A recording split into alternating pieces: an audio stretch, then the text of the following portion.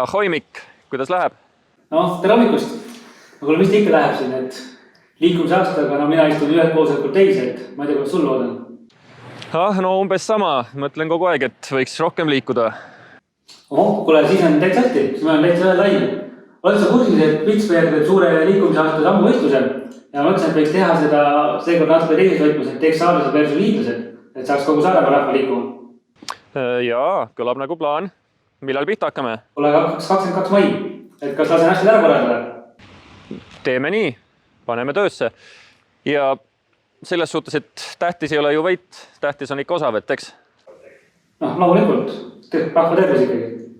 Just, et liikumine eelkõige. Kuule, aga siis paneme töösse. Kuule, väga hästi, olen kokku leppinud. Ole terve, tšau! Ja teil.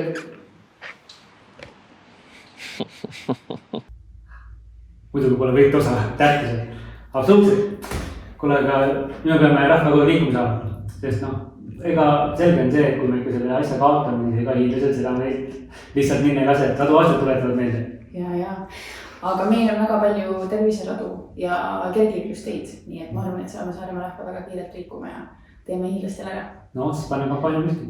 Absoluutselt.